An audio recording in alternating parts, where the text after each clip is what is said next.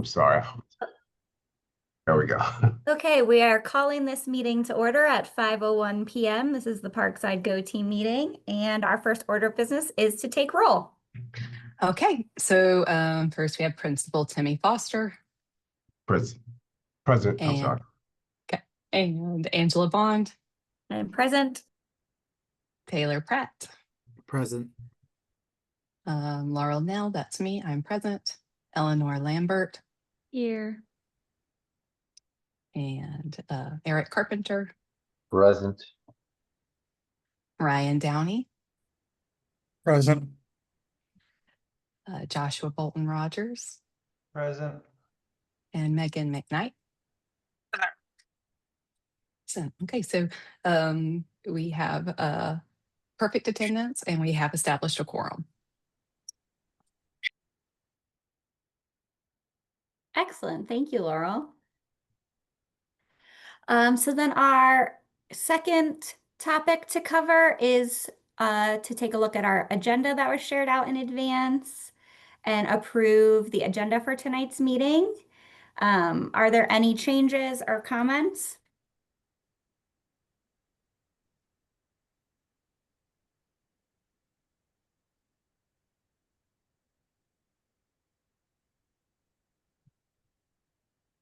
I see nobody raising their hand or coming off mute. So may I have a motion to approve the agenda? Motion to approve. A second? Seconded. All in favor, say aye or raise your hand virtually. Aye. Aye. Any opposed?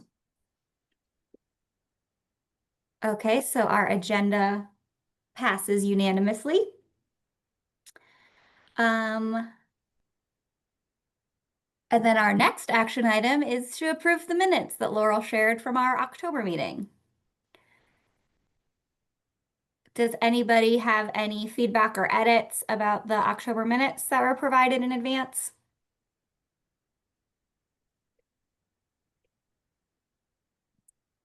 Nope, not here. Okay. Seeing no feedback, can I have a motion to approve our minutes? Motion to approve the minutes. And a second? Second. All in favor, say aye. Aye. Aye. Any opposed? Okay, minutes are approved unanimously.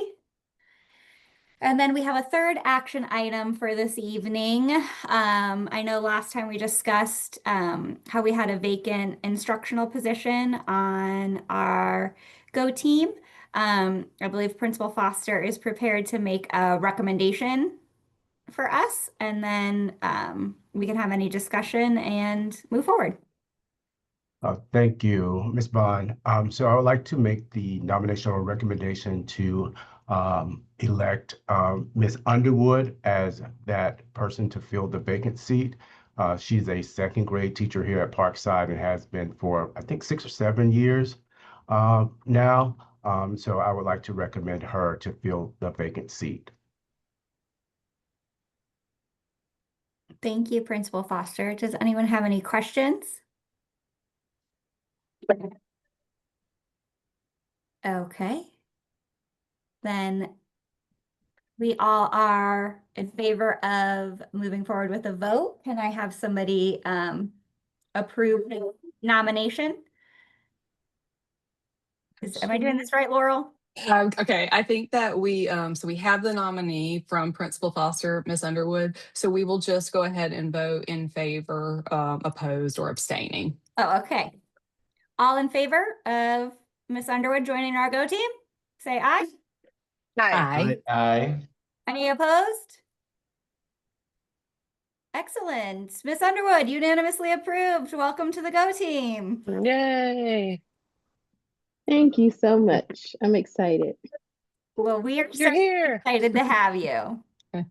We have lots of work to do. We'll check in on your excitement in a couple months. I'm used to working hard. Awesome. Okay, shall we move into our discussion items for this evening? Ready? We're picking up where we left off with the strategic plan, friends.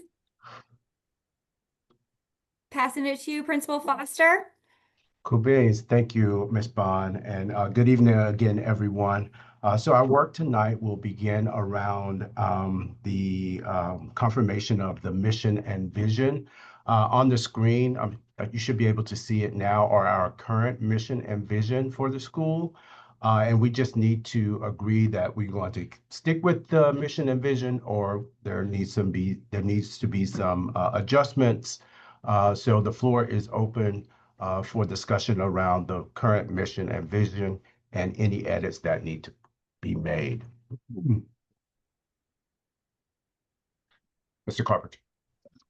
So I saw when I was doing my parent survey the other day that one of the questions asked about the mission and vision, do we understand it? Do we have data from the previous survey? I don't know if it asked that last year, wasn't apparent. If it had that question last year about do parents understand the mission and vision, do we know if if we have a high score on that one? Is our mission understood by the parents? Yeah, you're asking me about the parent survey from last year? Assuming that question was the same last year, yeah, because I don't know if we'd have enough results already this year. Yeah, we don't have enough results this year, and I don't even know if they captured it last year, but I can't remember if that question was on there or not. Understood. So not a big deal. It popped in my head as I was answering that question, like wondering, does our community get what we're asking to do? Because if it's not clear, that's an opportunity to make it more clear, I think. But obviously the sentiment is perfect. It's just whether or not the clarity is there for everyone.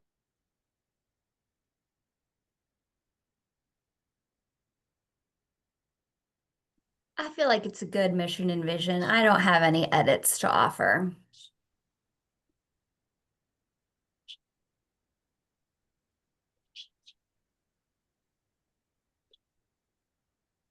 Any other discussion around it?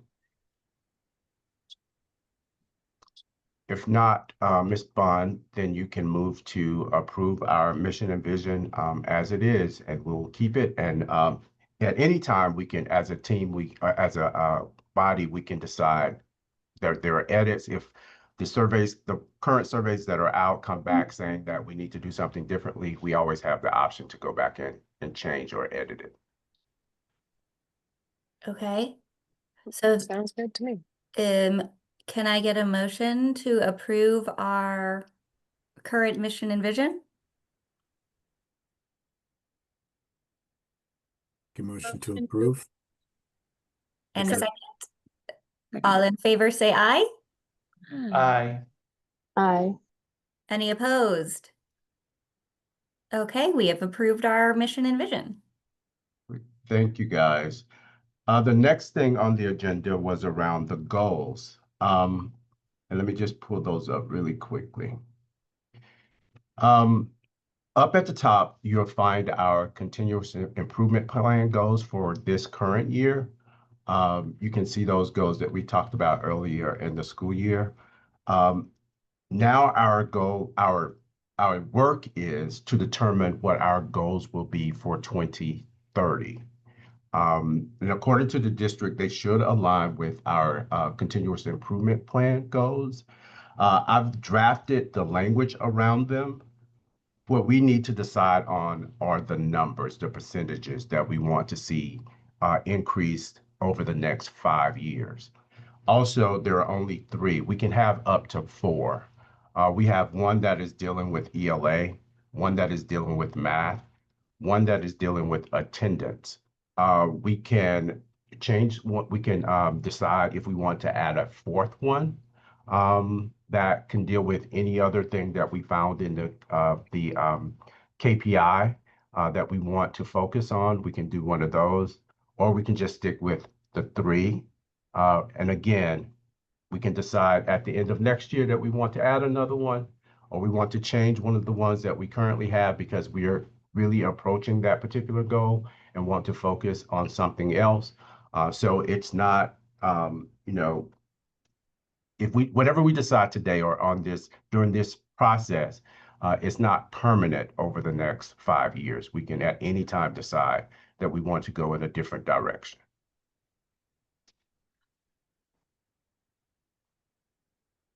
So I remember discussing when we were looking at the data last month, a recommendation to reword the goals so that we lead with the emphasis on increasing, putting the emphasis on our Black subgroups so that we can make that a very intentional goal or the primary focus. So I think that that's the, I know that you asked only for feedback on the numbers, but I think the overall wording should be prioritizing our efforts for the Black subgroups, because I think we all agreed that the learning gap there is pretty heartbreaking. Yeah. And Mr. Pratt, I don't know if you want to talk about what we discussed in our meeting earlier this week about changing the focus from it being around Black students and looking at economically disadvantaged students, just so that it's not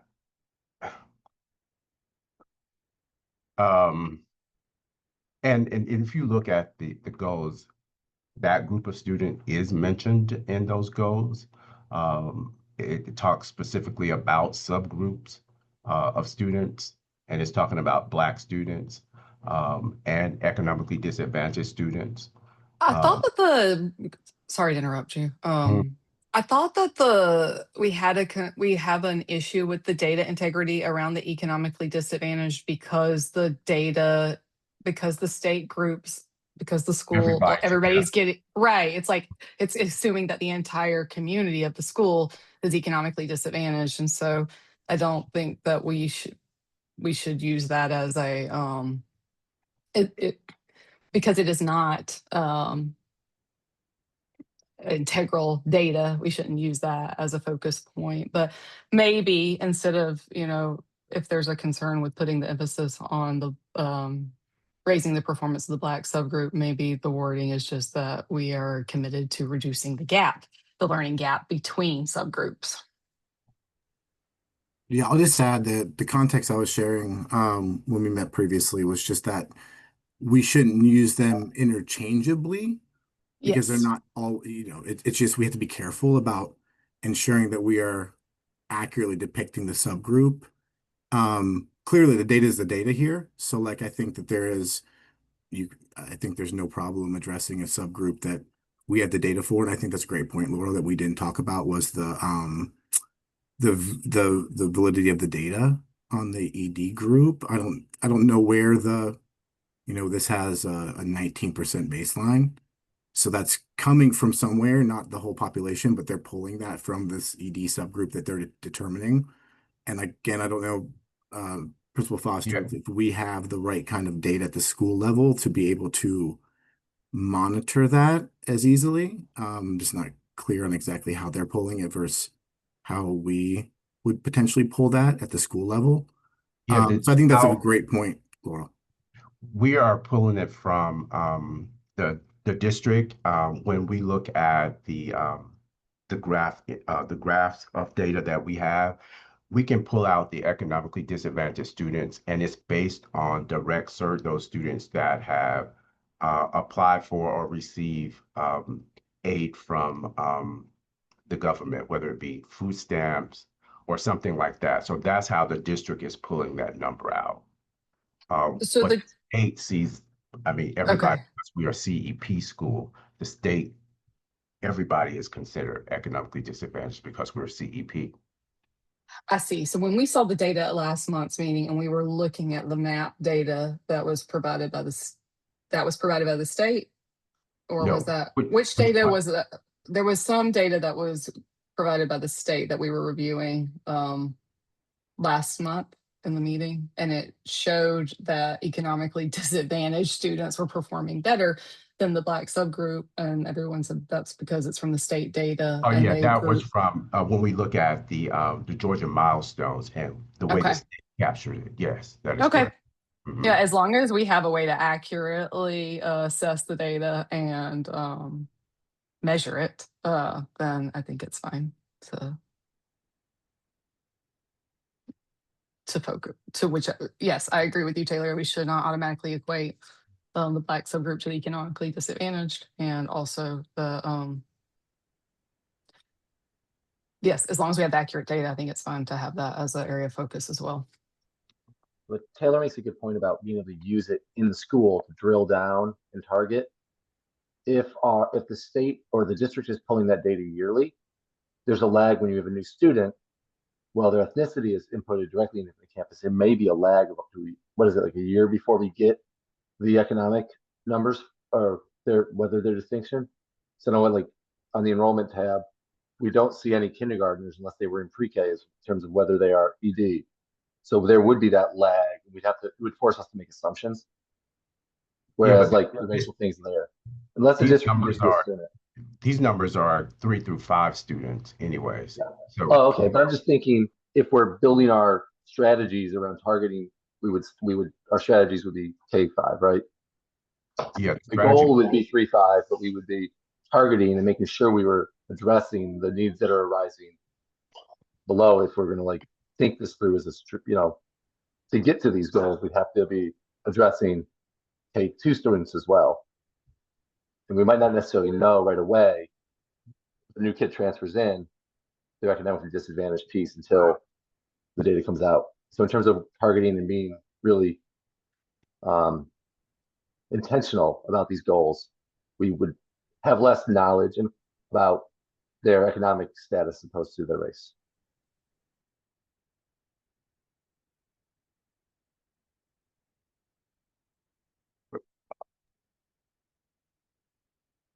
any discussion around, I know Ms. Nell, you talked about the order in which or the language of the goals. Would you rather see the subgroups starting the goal rather than being at the end of the goal? I think so. And also I think does GMAS, is that for the GMAS. Georgia Miles? Yeah. Yeah, okay. I guess I'm sorry, I don't mean to keep harping on this. I'm just having a disconnect between the data from last month that we looked at versus like the goal as it's written. So I just want to double check what I'm hearing you say is even though last month at the meeting we had the state data for the Georgia milestones and it was grouping everyone as economically disadvantaged because our school gets free lunch and breakfast for the whole school.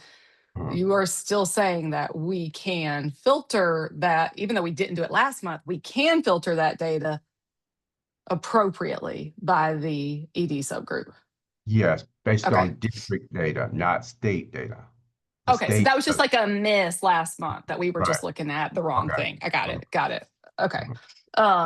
Yeah, I mean, if we have to, if I'm the only one that thinks the emphasis here matters, I'm happy to like let that go and we can just vote on the numbers and move forward.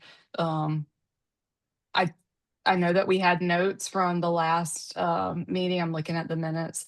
There was a lot of discussion about that potential fourth goal. We talked about, yeah, it's got like staff engagement. I'm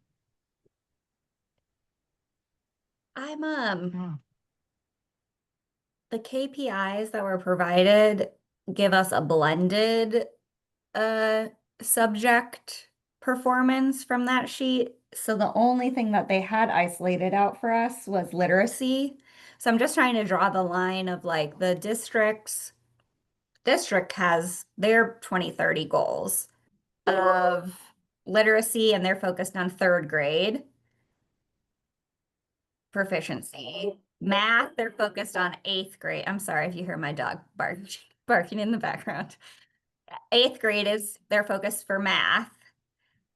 And then their 3rd goal is around graduation and kind of college and career readiness. So one, I would need to see our numbers again to be able to propose alternative numbers here. And then I'm just wondering if we want to have a more targeted goal that aligns with the 3rd grade reading.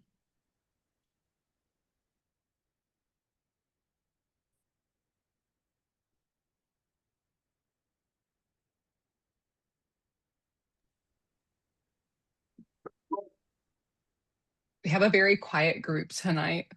We might not be able to have any more virtual meetings because everybody's staying on mute. Ryan, what do you think about the goals?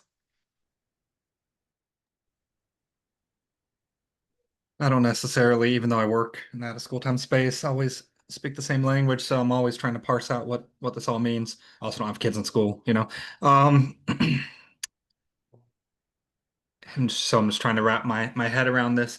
Like the super majority of growth is possible in the subgroups we've identified, right? Like what is so if those groups like 5 across everything doesn't seem always to make sense to me. It's like, aren't there groups where we can grow more aggressively and should grow more aggressively because the gap is larger? But also, like, you guys know because you work in the schools, right? Or proximate to the schools or have kids in the schools, like, what's realistic to move in a way that I don't. So, like, how aggressive can we be with subgroup goals? And how much does that then, like, dictate the interventions, right? Um, And remember, we're looking at, there's a difference between the CIP goals, which is this is our goal set for the year. Sure. The strategic plan goal is over 5 years. So we're looking at increasing, if we're talking about ED students or Black students, we want to increase by whatever number we decide. Currently, we sit at 20% of our students being proficient and above. If we're talking about ELA. So this group will decide over the next 5 years what would be a reasonable growth amount Yeah. for that subgroup. And again, if we increase that subgroup amount, if we increase growth with the subgroup, then we're going to automatically increase the growth of all students. So that Sure. number would increase also.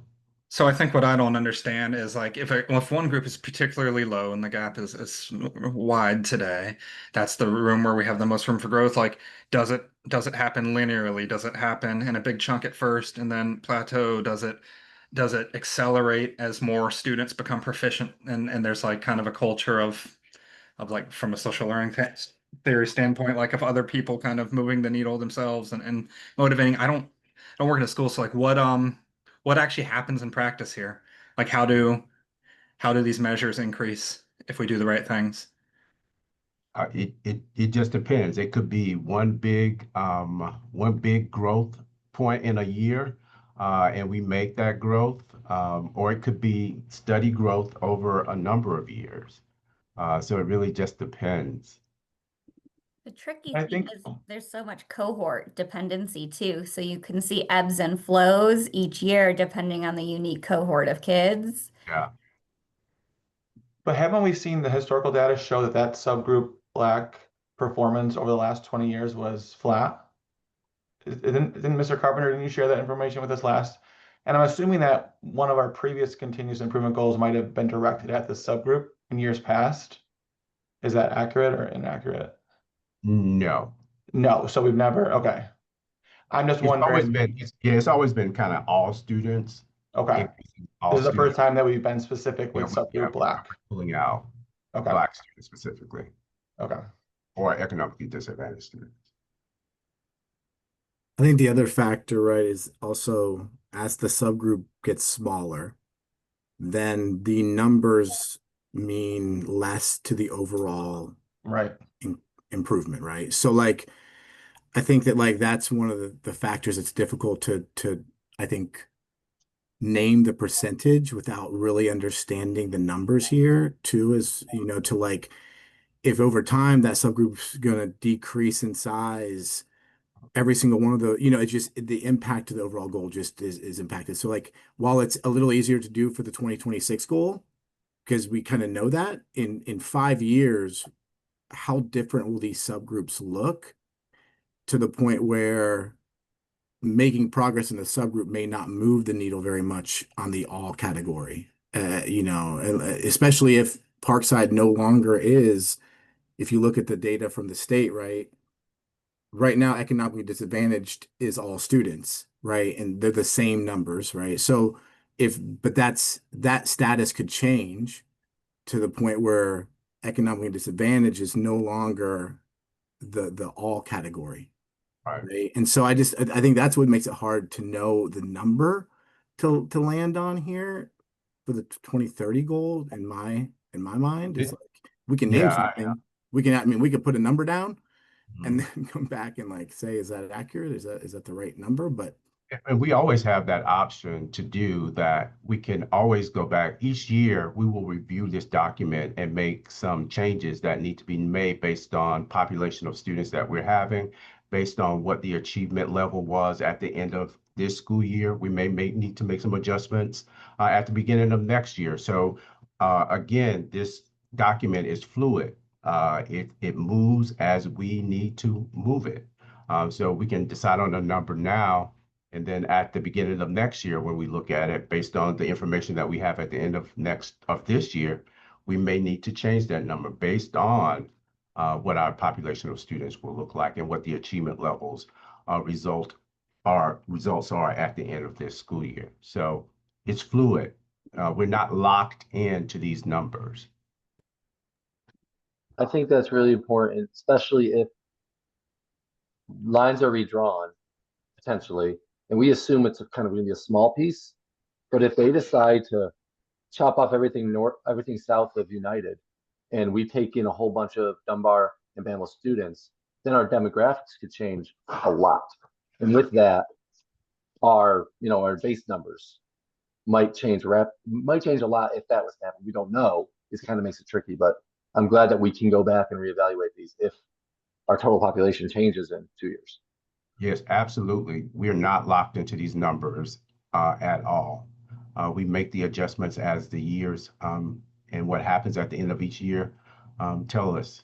So The thing that will hold true for this community that will not hold true for necessarily for every other school community within the cluster, though, is the proximity to the institution of Trestle Tree ensures that there will be economically disadvantaged students, right? Like that's not fundamentally going to change. And those folks will remain in the catchment area regardless of what happens with lines, right? Both Trestle Tree, north and south. And so we know there's always going to need to be targeted intervention and focus on economically disadvantaged students, whether we accept that as a proxy for the Black subgroup or not. And there's some correlation, right?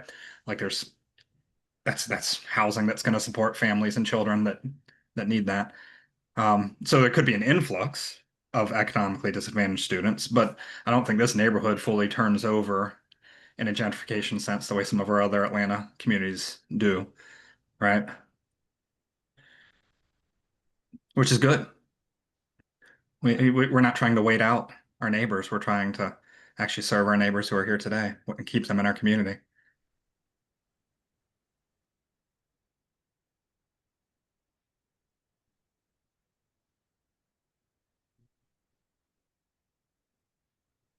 So for 2030, and the district has set just like a blanket 20% growth goal, if I look at their methodology.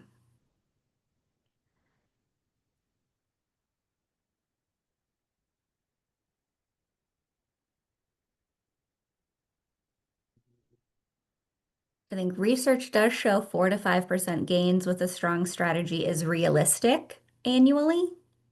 And there's evidence that others have achieved that. If we think about our specific school, how do we apply that context?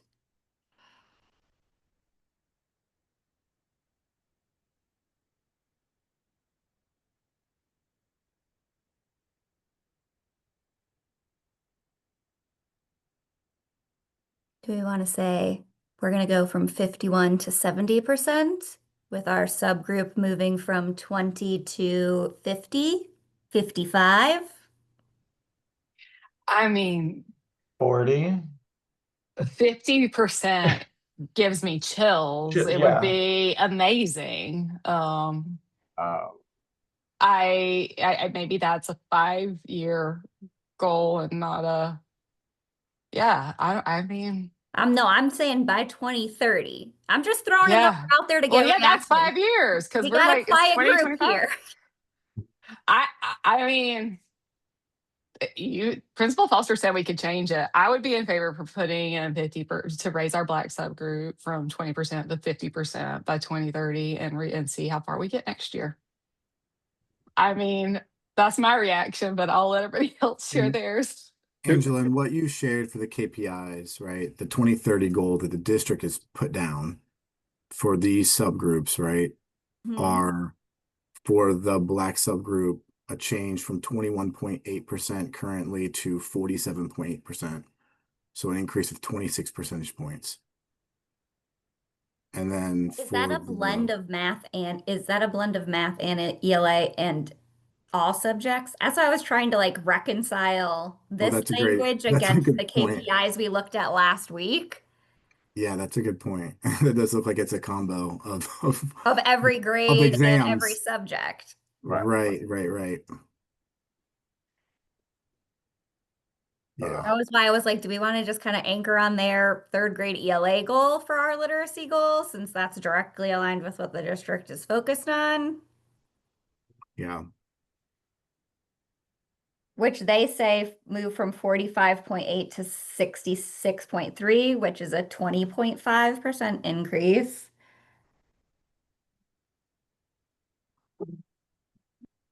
Is that even milestones? They don't call out milestones in that one, but I wonder if that's what they're referring to on that top literacy goal, because I don't know. they They say didn't. milestones earlier, or below that they say milestones.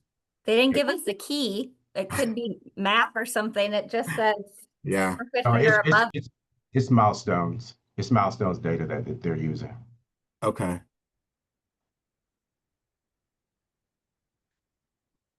I say go for it. Okay. So we're gonna say all students 51 to 70. All students, 51 to 70.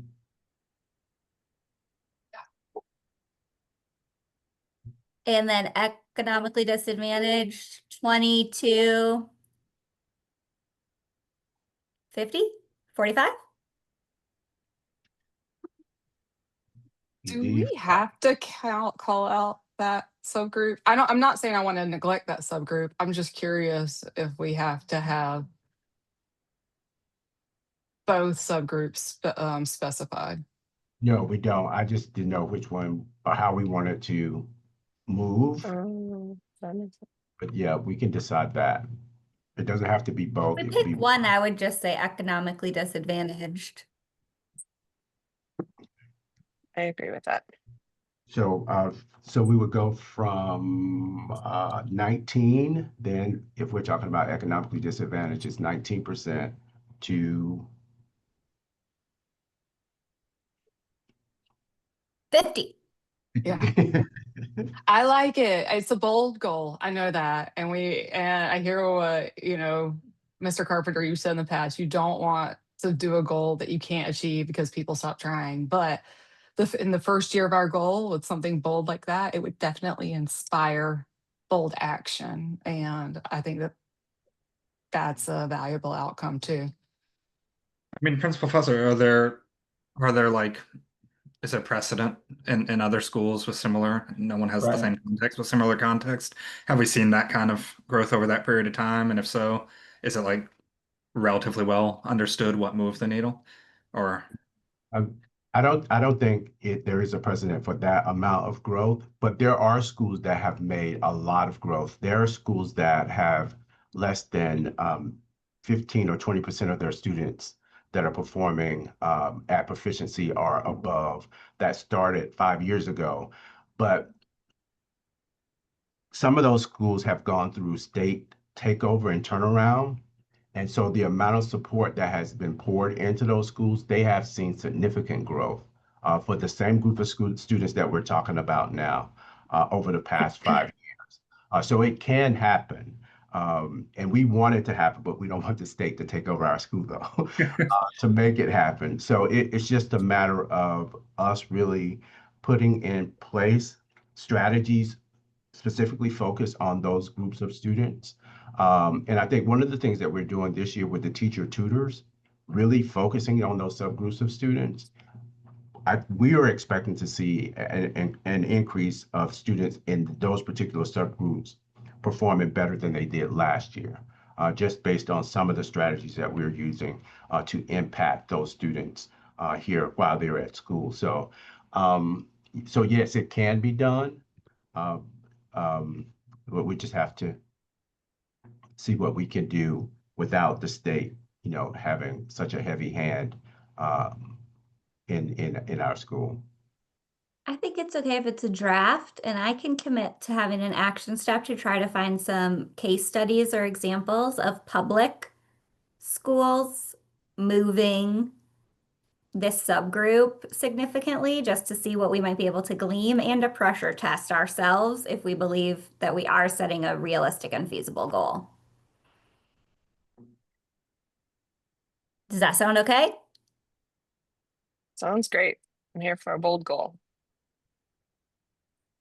So just so that I'm clear, for all students, we're moving from 51% proficient and above to 70% proficient and above, and we're going to focus on ED students from 19% from proficient and above to 50% proficient and above. Got it. Cool beans.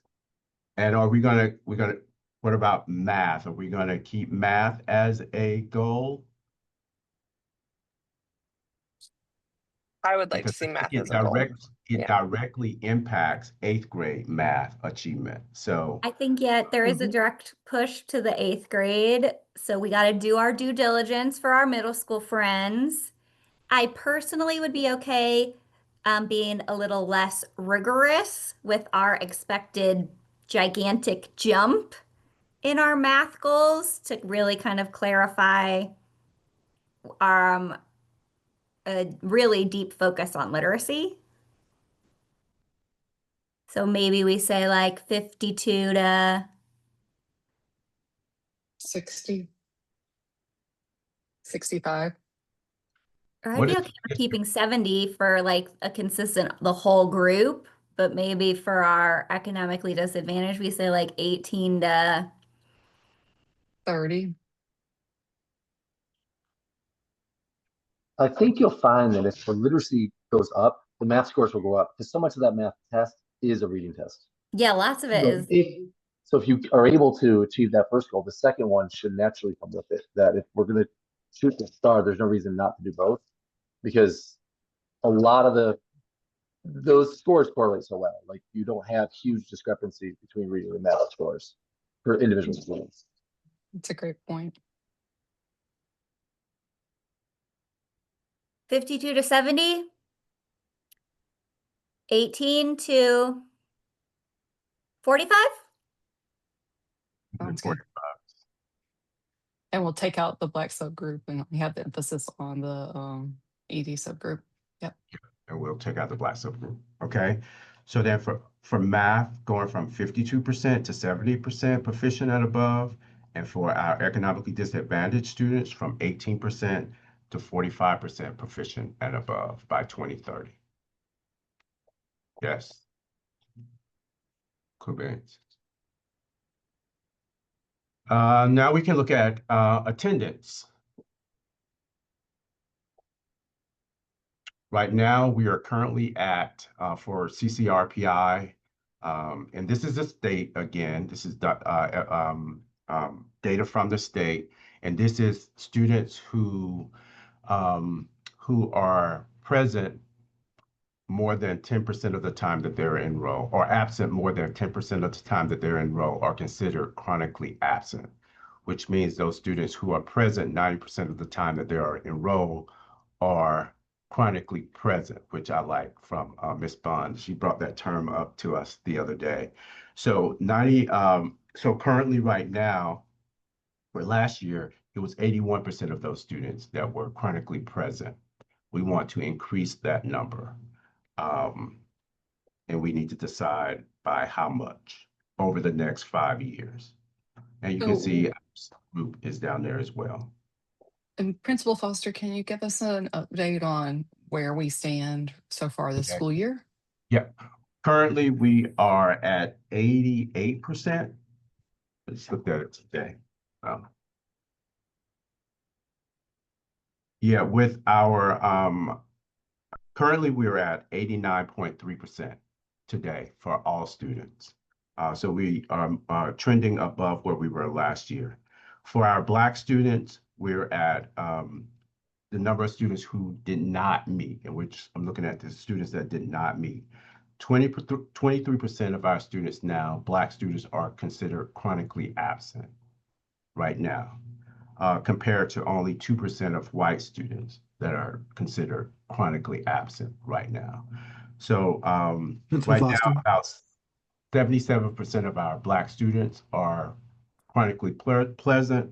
77% of them are chronically present, and about 98% of our white students are chronically present. Principal Foster, quick question. Is that projecting that they will surpass the 10 days, or that's the percentage? When you share that first percentage, is that 89% so 11% of our students have already surpassed 10 days, or you're Yes. projecting?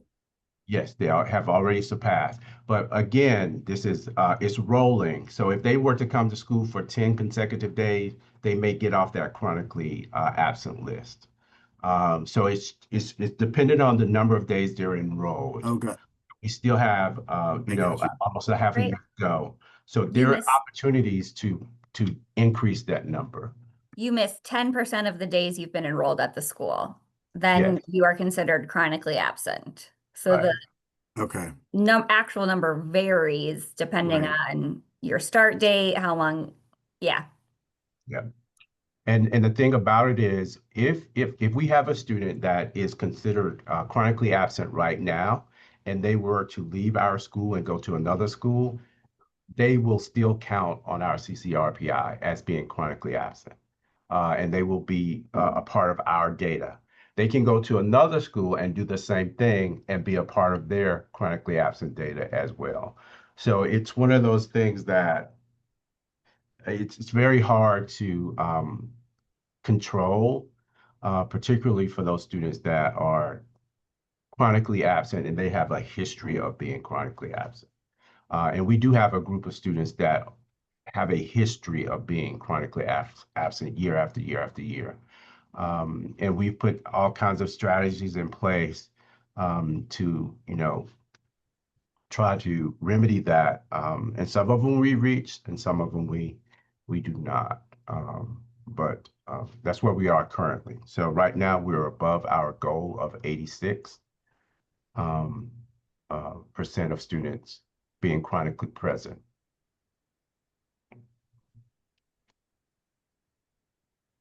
And Principal Foster, when you all monitor this data, I imagine you have a range, right? You have students who have been absent enough already that they may have been absent 20% of the days so, and then you have some who might be like teetering on that 10%, right? When you all are looking at it, like, is there like a red, yellow, green? Is there like how Yes. do you all intervene as you see students nearing that 10%, or potentially some, like already at it, but then you're like, oh my gosh, you got to be here a lot more in this next semester? Like, what does that look like? Yeah, so we have the way that the data is presented to us, or we capture it, is that we have students who are good. We have in their blue, we have students that are in the yellow, and they are close to that 10%. And then we have students that are in the red who are at that 10%. And that 10%, even in that, has a range of students. There are students who are just one day off, and contact is constantly being made. So depending on where they land, will determine the intervention that is provided for that group of students. Currently, we are running a 10 to win, where if we have a group of students that if they're just present for the next 10 days, they'll come off that chronically absent list. So it just depends on where they fall on that, in that tiered kind of list that we have on attendance. But it's updated every day.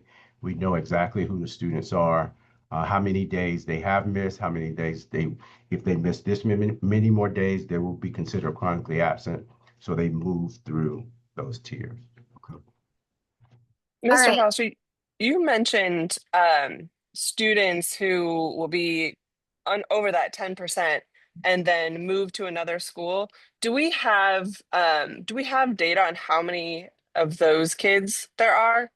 I'm thinking about that subgroup, and I don't know if we've talked about how transient kids are, and if we're looking at the same kids from cohort to cohort. I mean, you just said that there were some kids who have a history of this, but I'm wondering about other kids who are, coming into the school and then leaving, and if they're different kids each year, or if we're talking about the same kids. Yeah, there is a group of kids that, as you know, we have the homeless shelter. A huge number of those families, they come to our school and attend for as long as they are allowed to live there. And then some of them get housing, and some of them just move on to a different location. Those are our most transient kids. But what we are noticing now that we are getting a lot of students that are living in apartments that are being built around the school. And what is happening as leases come available, new leases, and they move in and they move out. Running the specials. Yeah, running specials, then those students, those families will move as well. But most of our kids, the majority of our students, they're here and they stay the entire year. But we do have some students that are in those two situations that move in and out. Okay. But it's not a huge, like that wouldn't sway the data one way or another. It could impact it a little. So yeah, I would say that it does impact it a little. Probably not as much as those students who are just chronically absent year after year. Okay, that's what I was getting at. Okay.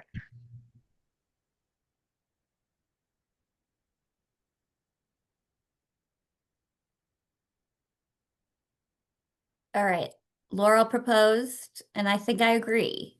Overall, 81 to 95. Black subgroups, 66 to 85. Our Thank you. KPI from the district recommended 94% that we looked at last week. And what did you say for the subgroup? 66 to 85.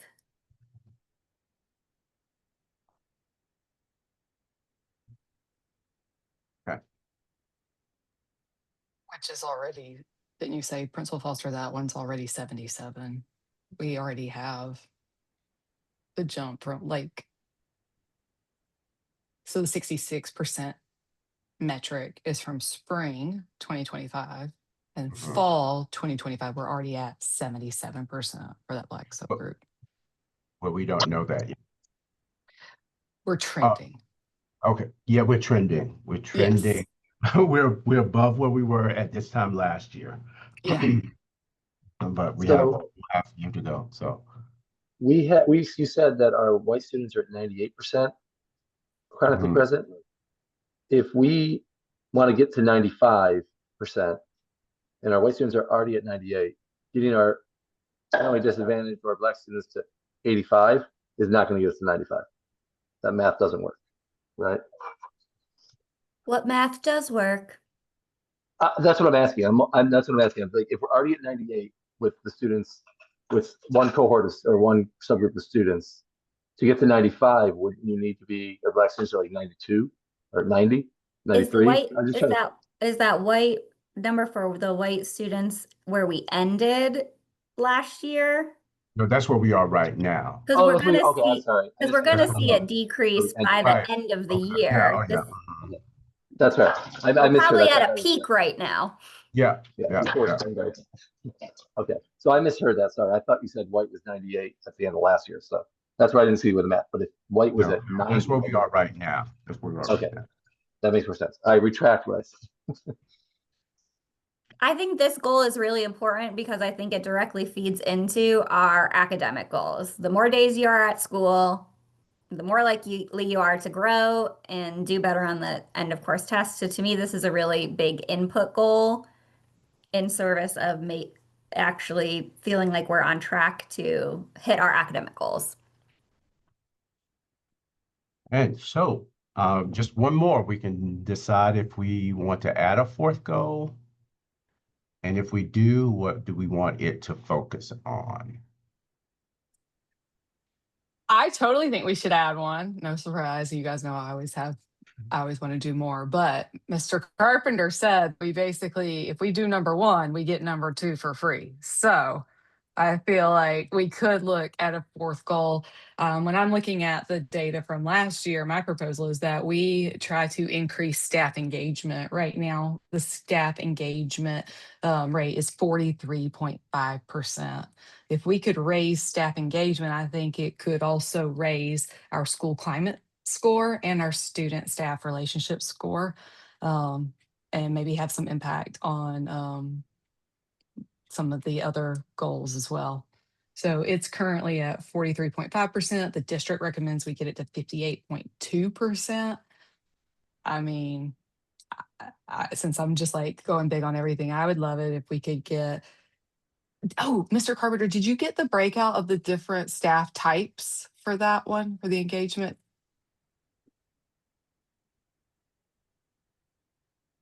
You're on mute. We didn't hear anything you just said. Sorry, I had to Okay. change rooms to file my calendar. I do not have that information at this time, but Okay. yeah. Maybe we could pull it out to just like find out what the engagement rate is for homeroom teachers or just like instructional staff. Find out what that number is and create a goal around it. Be good. I took a similar approach, but would propose an alternate target. I was thinking about the percent of students who feel comfortable going to most or all of the adults in the building, having a target around that, because I wondered if we would see a ripple effect. If kids feel happier at school and like they can go and trust their adults, maybe that will positively impact attendance and coming to school. And I was hoping that that would also increase our staff engagement. So I was going to propose that staff student relationships question. What is that currently at 59%? Currently Right. at 59%. Okay.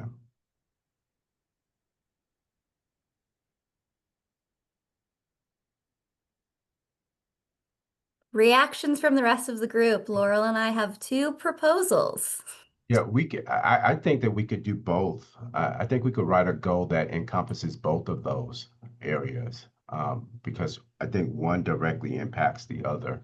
When you have engaged teachers, that engagement is going to carry over into student engagement as well, I believe. So I think we can capture both those indicators in a goal.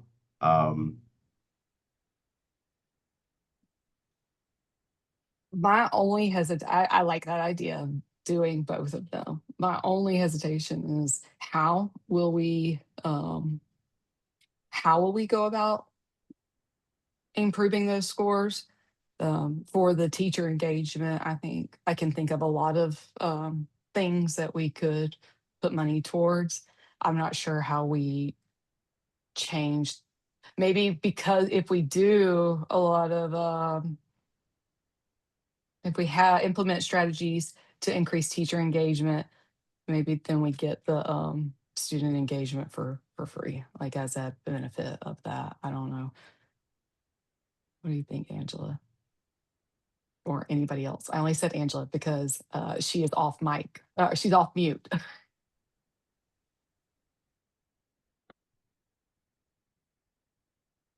I think there's lots of strategies to increase that question for students and their comfortableness with adults in the building. But I want to hear what everybody else thinks.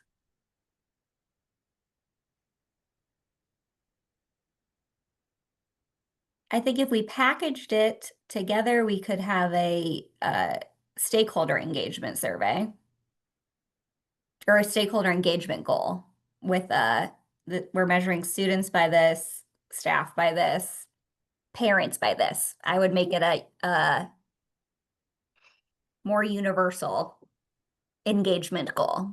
Sorry to slip another one in to your recommendation, Foster. But if we're going to cover kids and teachers, I feel like families count in there too. I agree with that. I think we need to include families as well, because a lot of times when kids don't come to school, it's not always about how they feel about school. Sometimes they have things going on in their families. A good Could point. we make up our own goal? That is not a current KPI, but we use Net Promoter Score, and we have an annual survey where we include teachers, kids, and families. I love it. A community engagement score.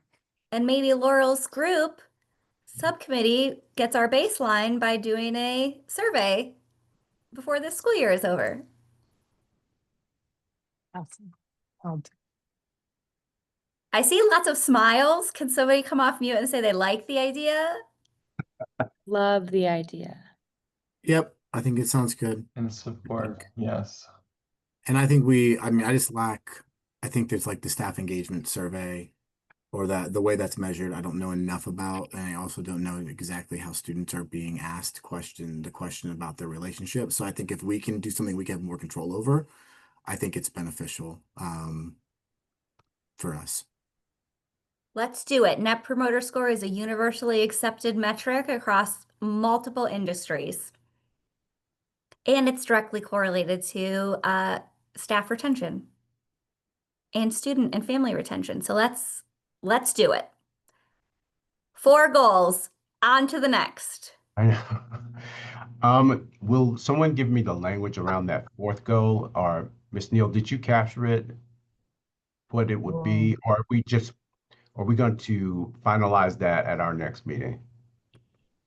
And let me look really quickly, set the agenda, see what's Because we next. still have the objectives to do, Mhm. which is Okay. Yes, while we're working on the objectives, I will I'll do a draft goal and get that to you before we move on to the engagement committee update.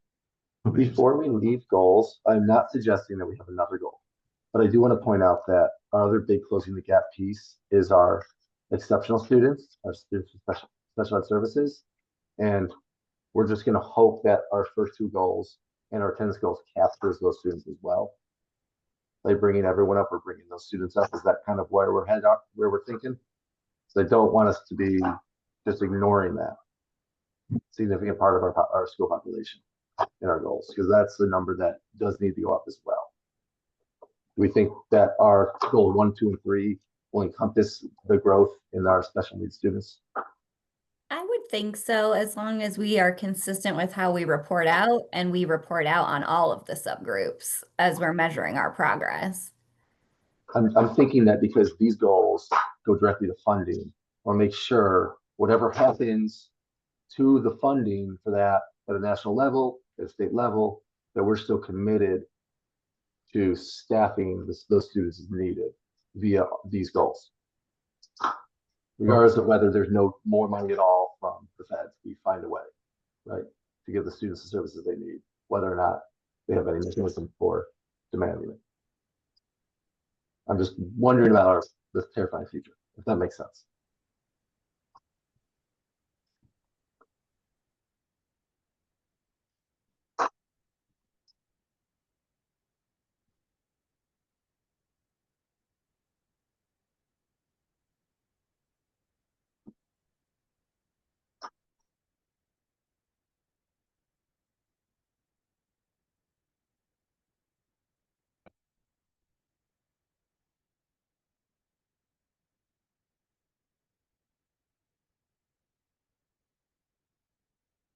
so. I think now we're ready to move to our working session, which is the development of our strategic plan objectives. The district has structured the strategic plan to have 4 big buckets, or 6 focus areas. And these are the 6 focus areas that they have. And underneath every one of those, we need to come up with 2 to 3 objectives based on our goals. After this team comes up with those objectives, then those are the objectives that my leadership team and I will use to build out the action steps. And these we will use also to determine our priorities each year that is related to the budget. So these are the objectives that we will prioritize each year to determine what are we going to focus the budget on for our fund allocations. So as we look at the 6 buckets, it's our strength is our team, our responsibility is shared, our system is efficient and effective, we are strengthening our instructional core, we are caring for every child, and we are sparking students' curiosity.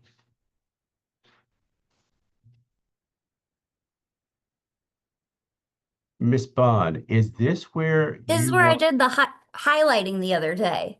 yeah, and is this where you wanted us to add an additional work session to do this work? Yes. Yeah, okay. Because I I don't, knew we were going to run out of time because this was a very ambitious scope provided. So yes, this is where I thought a additional work session would allow us to really land the goals and feel real concrete and then flow into this. yeah.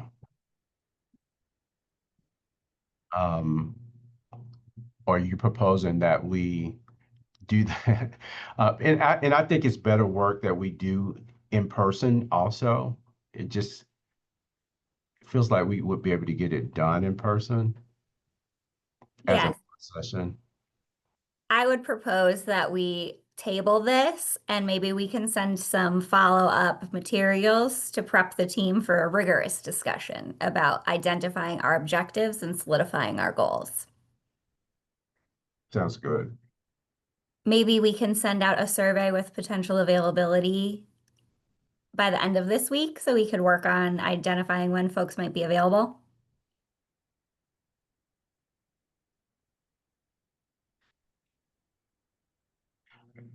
And I just want to make one point. In January, we don't meet again until January, and it's the end of January. And the reason that we decided on that date is because by the end of January, we would have had our initial budget meeting. And before the team meets, we would have to have had prioritize our objectives because we will base the budget, we have to prioritize and then we look at the budget. So just note that has to happen prior to.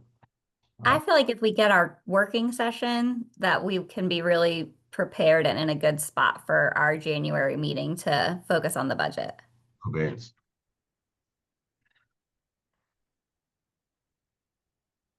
Right. So then I am finished. She's going to send that out and we'll decide on a work day session. Okay. Turn it back over to you. I'm sorry. Mr. Foster, did you see in the Zoom chat the copy for the 4th goal from Angela? I'll look in there now. Okay, thank you. Thank you.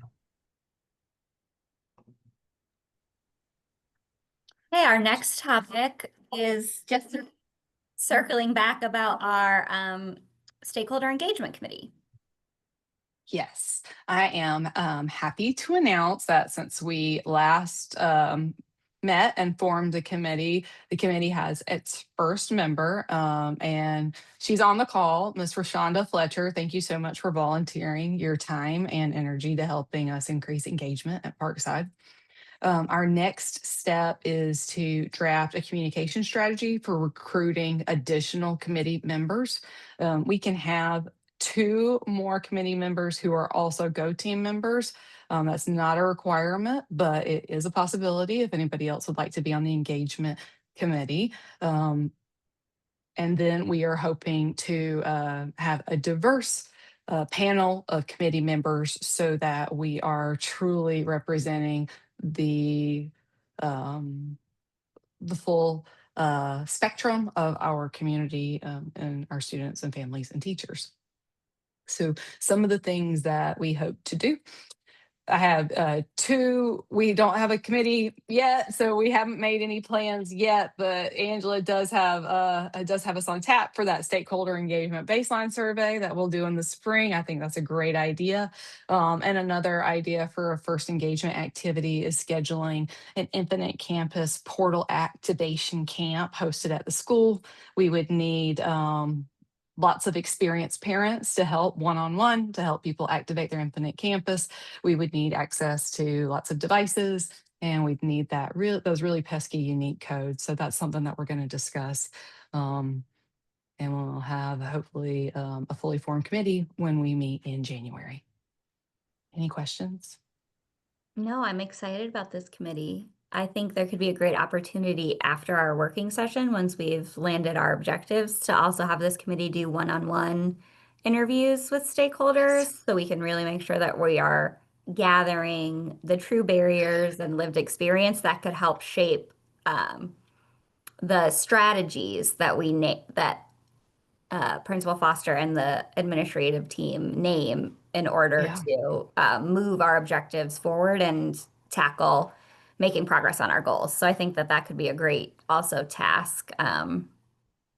Absolutely. I think that the research component is the most important thing we can, the feedback is the most important thing that we can do to inform the rest of the plans. So. Is there anybody Great. else on Go Team who would like to join this amazing opportunity and really help lead this engagement effort? It is going to be fun, just FYI. It is going to be a very fun committee.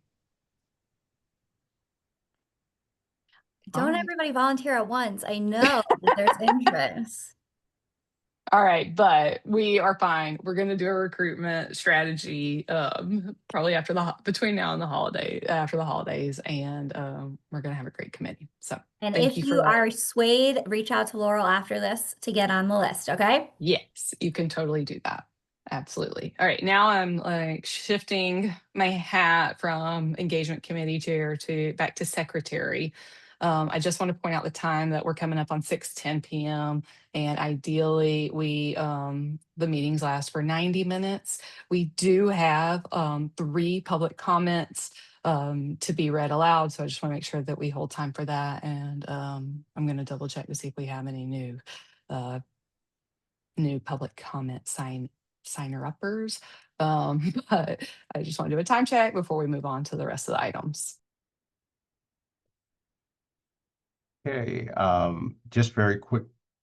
Oh, I'm sorry. It's time for items for the next meeting. And then my report is very fast, very quick. If you want, I can do it. Want me to go ahead and do it? I think we just have circling back to this committee as like a call out. And then I know we have budget and strategic plan updates. I don't have anything else to capture. For next meeting, Angela, are you hoping that the working session will already be completed? Before January 20th? Yes. Yes, Yeah. Okay, so we'll just have, okay. All right. Just 2 quick updates from me. We've already nominated Ms. Underwood as the new Go Team member. So again, welcome, Ms. Underwood. Quick update on the long-term plan, facilities plan.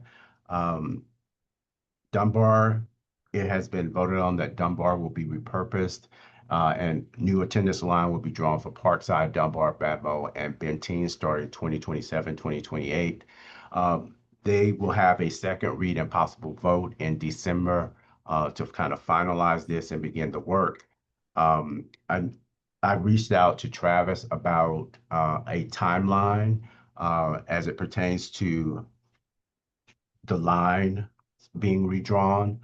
He hasn't gotten back to me just yet, so I'm still waiting to hear from him on that point. Ms. McKnight, did you have anything that you want to add to that? No, I mean, they've had the community meetings, and if you're following in the AJC, they're covering it there. So definitely worth reading and following up. And then once the vote happens in December, I think it makes sense for Mr. Foster and I, and we hear back from Travis to see what we want to do as a community, and perhaps it's a subgroup here. We have a very active group just online on our Parkside Facebook group. So I know there'll be folks who would want to be and help with that if we want to go that route. But for now, I think it makes sense to table it until after the vote, and on the January meeting, have it on the agenda to see if we want to start a subgroup for future discussions.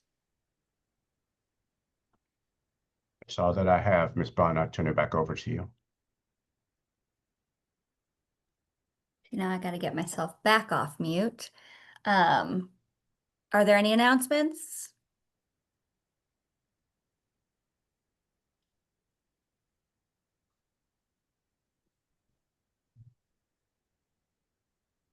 Okay, public comment. I'm supposed to vote for this. I'm supposed to say we are opening it to public comment, right? My brain is not working. This is No, not my you're finest fine. hour, friends. We're just going to transition to the public comment portion of the agenda. And if you would like to, if you're on the call and you would like to leave to share a public comment, you can sign up by the link in the chat. I've posted it in there more than once, so hopefully it's there. Okay, so we have 3 comments that have been submitted for written submissions. So I will read these aloud. Just a reminder to everyone, since this is a somewhat new policy of sharing the written submissions, I will read the comments. If we have a response or an update that's already been publicly shared at a prior meeting or in some other way, we can offer an update. If we don't have an update to share in response to the comment, we can offer a follow-up if that is something that we are looking into. But neither of those updates or responses are required. The public comment is just something that we commit to accept and reflect on. Okay. So the first public comment was submitted by Rachel Tripathy. Rachel, I see that you're on the call, and I hope that I pronounced your last name correctly. Rachel is a parent, guardian at our school. And here, Rachel actually has 2 comments, and this is the first one. I am the parent of a first grade Parkside student. I am interested in learning more about what the school, or we as the school community, can do to support students who are below proficient in reading. In 2024, only 40% of Parkside 3rd grade students and 60% of Parkside 5th grade students were reading at grade level proficiency as measured by the Georgia Milestones Assessment. I would be curious how this breaks down by income as well, given that 48% of Parkside students are eligible for free/reduced lunch. And we know that reading proficiency and income are highly correlated in Georgia. See this amazing analysis from the 74. And it's a link. I'll share all of this. It's in the agenda, but it's a URL to the 74million.org. I know that district leadership is heavily focused on literacy and provides some degree of guidance/requirements for schools, but there is a lot of choice at the school level too. So I guess my questions are: 1, what is the current approach to supporting students who are scoring below proficient on either Georgia Milestones or MAT reading? E.g., is there an MTSS plan in place? And 2, what kind of support, if any, can parents provide to help these students? For context, my son is reading proficiently, so I am not overly concerned about him.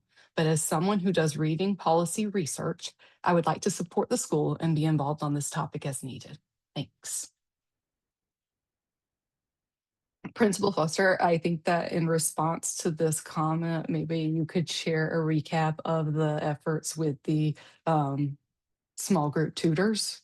would be one thing new to share. Well, new as in the school year.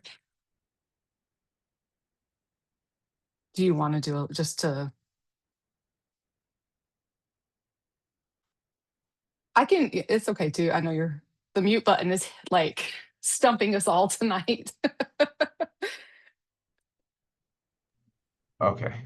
I'm sorry about that. That's Yes, a couple of things. We do have an MTSS structure in place for those students that are performing below grade level based on the MAP assessment, particularly for those students in the primary grades. We have a number of instructional strategies that we implement depending on the needs of the students. Most of it happens in small group instruction. We are fortunate enough to have a person that provide small group and individualized interventions to students that are performing below grade level this year for our students. But we do have a structured MTSS program in place, but there's always more that we can be doing. And I am happy to sit down with you or with any ideas or strategies that you may have. As you know, this group is really focused on that subgroup of students that you mentioned, particularly our economically disadvantaged students who, like you said, are performing below grade level in reading.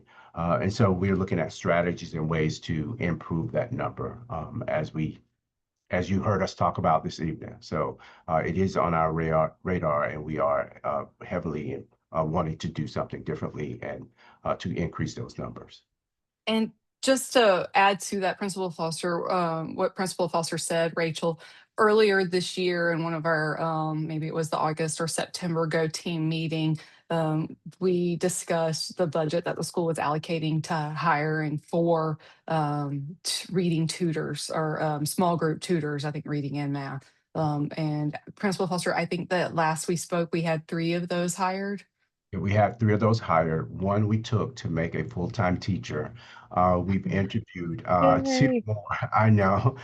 We've interviewed 2 more, and we're looking to bring those on right after the Thanksgiving holiday. So Okay. we should have a full staff, but I've seen the work that these ladies are doing, and it's phenomenal with the level of personalized instruction that some of these students are getting to get them to proficient by the end of this school year is our hope. Thank you for the update. And sorry for putting you on the spot like that. No, it's fine. No problem. Okay. All right. So the next public comment is also from Rachel Tripathy. She said, I would like to learn more about Parkside's approach to gifted education. I understand that overall program is administered at the district level, but I'm curious about the local philosophy. I have heard about some of the activities students do in the gifted program, and at least some of them are activities that it seems all students could benefit from, regardless of test scores. In particular, I am curious about the equity implications of the current model. Is it possible to share a breakdown of enrollment in the gifted education program by free/reduced price lunch status? I know that historically, Black students and other students of color in Atlanta are underrepresented in gifted programs and advanced placement courses. And she also added a great reference link here as well about advancing equity in Atlanta schools. I would imagine there has historically been a similar representation challenge if you look at inclusion by a socioeconomic indicator. Curious if this trend is currently present at Parkside, and if not, yay. Okay. Principal Foster, I don't believe that I don't know if we have the data to answer this question. I'm going to post the full comment here, but we Nope. can't, that's definitely. Yeah, we don't have, I don't have the data, but you're right in what is happening across the country is definitely happening here when you talk about representation in our gifted program. It is kind of one-sided, but because it is one of those programs where students test into, and we've been trying to understand or develop better ways to get more students of color into that program. One of the things that we're doing, because there are some activities that all students could benefit from, Our gifted teachers are working in collaboration with our general ed teachers, and each month they're sending out activities that they can do inside of their classroom with those students that are not moving into that gifted space each week. So we are working to make that program more diverse, but it's very difficult when the real only way that you can get in is to test in, and we can't do anything really about that piece. But we are very aware of the demographics that are served in that program. And if there's something that we could be doing differently, believe me, we are looking to do that. But we look just like all of the other schools across the state when it comes to that program and the level of diversity that is not happening in. And I think that this is something that we can consider in our working session when we think about our objectives and how are we raising our subgroups in the learning gap, but also raising the bar across the school.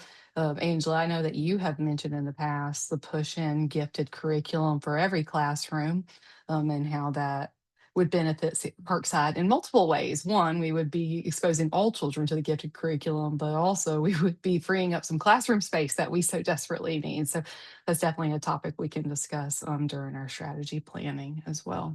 And just to give another point of context around that, we have looked at in the past moving away from that resource pullout model to a more, where the gifted teachers and gifted kids are in that room with a certain percentage of students being regular education students. And when we did that a couple of years ago, it's been several years ago now, we got pushback because IB require that you not pull gifted kids out. But families really liked that pull out model. And some discussions were had around why that was the case. But do know that we understand the dynamics that are happening with our gifted programs. There is a population of families who would rather see that happen across all classes, but there's also a population of families that want their students being pulled out for that specialized instruction for the gifted students. So, but that's a conversation that we definitely need to have, particularly coming up on the reauthorization of IB, because that was one of our findings that we are pulling our gifted kids out using that resource model. So that is definitely a conversation that we're going to have coming up really soon. Okay, thank you for the additional context. Okay, so our last comment was submitted by Desiree Bartosiak on behalf of the Parkside Foundation. Founded in 2024, the Parkside Foundation is an independent, nonprofit, strategic partner to Parkside Elementary. Our purpose is to identify critical funding needs beyond what the school district provides and to raise and steward private funds to support those initiatives.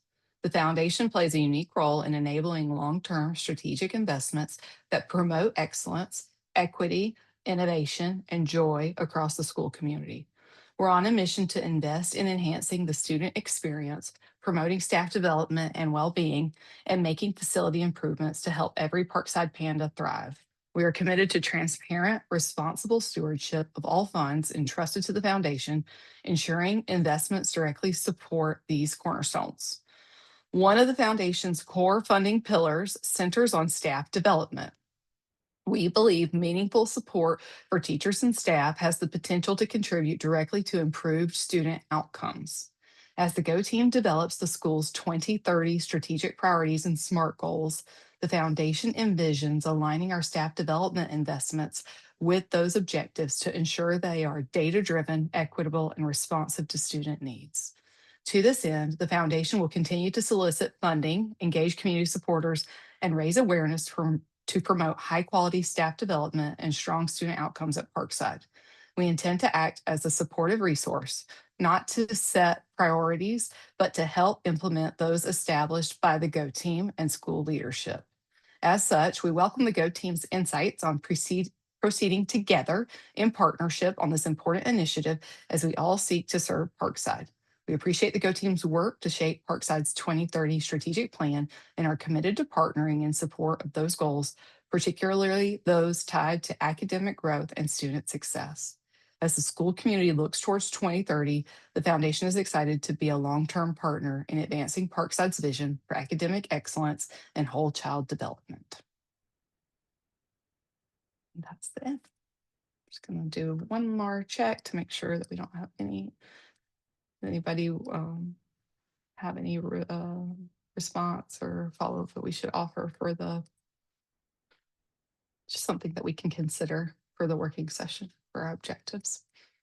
I think that's something definitely to consider for our working session, and there may be an opportunity for us to invite someone from the foundation to join our January meeting where we'll be digging into budget and potential needs so that they can more in-depth understand the strategies we're considering. As the foundation's representative from the GO team, I'm always happy to move that information straight to, I'm your conduit if needed. Welcome to come to our meetings as well. The next one, I can email everyone the next meeting date, but they're usually Friday mornings at 7:45 once a month. Love to have you there, but also if there's information you want from if there's any clarification you want from the foundation, I can get that information to us. And we can definitely be a two-way street, making sure they're informed about what they can do for us, but also what we need from them.